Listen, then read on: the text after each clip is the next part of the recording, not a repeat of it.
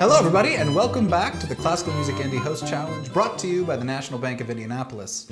I am your host, Nick Johnson. In my normal show, Classical Pairings, I go around the city and I talk with musicians and bartenders, and we have a great time. Can't really do that right now during the pandemic, so we have a fun compromise. Leaders in classical music from all over the city are sending me pieces of music, and I'm coming up with a cocktail that you can make at home using a local spirit and to enjoy while you listen to the music. Today we have my friend Liam Bonner from the Indianapolis Symphonic Choir, who probably has a fun challenge for me. So go ahead, take it away, Liam. Hello, Dr. Johnson. Liam Bonner here, Executive Director of the Indianapolis Symphonic Choir. For your challenge, I had originally thought about a bunch of choral pieces, but then I realized that might be too easy for you. It's supposed to be a challenge, after all. So I'm going back to my days as a professional opera singer and throwing down the gauntlet with the Intermezzo from Pietro Mascagni's opera, Cavalleria Rusticana. Good luck, and I look forward to trying this particular cocktail while enjoying this gorgeous piece of music. All right, thank you, Liam. Yeah, that's a fun piece. And we've come up with an idea for a cocktail here, and I'm going to be totally honest, we haven't actually tried this yet. We're wanting to do something with some champagne, and we thought it'd be kind of fun to open it while we're trying this. But what we're going to be doing for our local spirit, I mean, and honestly, I've never had anything bad with this in it, so I'm pretty sure this is going to be great. This is Hotel Tango's Orangecello. You maybe have had a limoncello before. This is very similar. It starts as a vodka with some sugar and fruit. You can absolutely just drink this straight and be very happy. But we wanted to have a little bit of a fun time making a cocktail here. We're going to call this the Verismo for this opera about realism and truth. And so I thought a Luxardo cherry would be perfect for this. So Luxardo is sort of the Cadillac of cherries. They've been making these maraschino cherries for a very long, over 100 years. It's all natural ingredients. There's no preservatives. It's not going to taste or look or act anything like those bright red sugar cherries that you get that don't taste anything like cherries. This actually has cherry flavor. The syrup in here is also fantastic to mix into a Manhattan or really any other drink you have. These are not cheap, I won't lie, but they are worth it and they make pretty much everything better.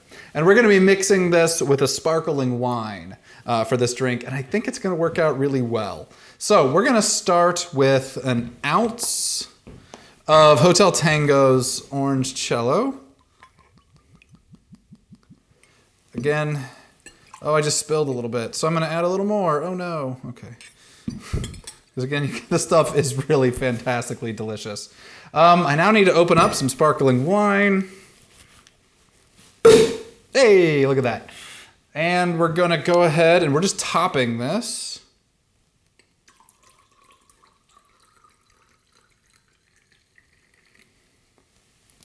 And then for our all-natural ingredient, the topper, this Luxardo cherry. So I wanted something, when I was listening to this beautiful composition, it almost glitters, like with its passion. And there's something very natural and tender and beautiful and joyous. And you know, this type of opera is about celebrating not mythology, but like actual experiences.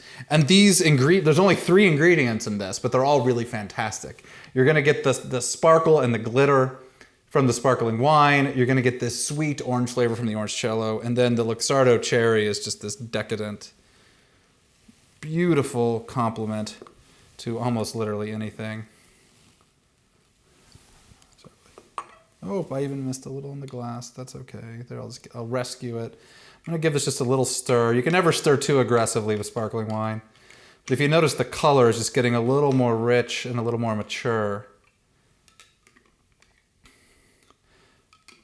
And so, you know, I often kind of experiment with these cocktails beforehand. This one I didn't.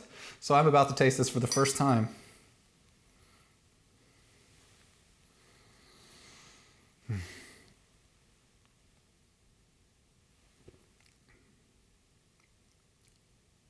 That is delightful. That is, yeah. So the orange and the cherry are very sort of subtly interacting, but then you have the sort of like the joy of the carbonation with the sparkling wine. There's sort of like a beauty and simplicity about this drink that I think matches this Intermezzo really quite well, with just some sort of classic, in this case, Italian ingredients with a local Indianapolis ingredient. Really a splendid cocktail. So I highly recommend that you give this a try. And at the end of this, I get to eat that cherry. That's the most exciting part. But that'll happen off camera, so you can. I'm not going to just stand here for 5 minutes while you watch me drink this. So the Verismo, you need to make this. We really want you to be able to make these and enjoy them at home. So we're going to put the ingredients. This time it's only 3. This is actually the simplest one I've done, but it's really quite perfect. So this will be available at the end of the video or in the description. Classical Pairings is a listener-supported podcast, video series, and blog. If you like what you hear, please text PAIR, P-A-I-R, to 202-858-1233 to help us keep bringing you the best in classical music paired with great craft food and beverage makers. So thank you so much. Thank you again to Liam Bonner of the Indianapolis Symphonic Choir. I hope you enjoy this cocktail. One day when we're able to hang out again, I hope we can discuss it. So cheers.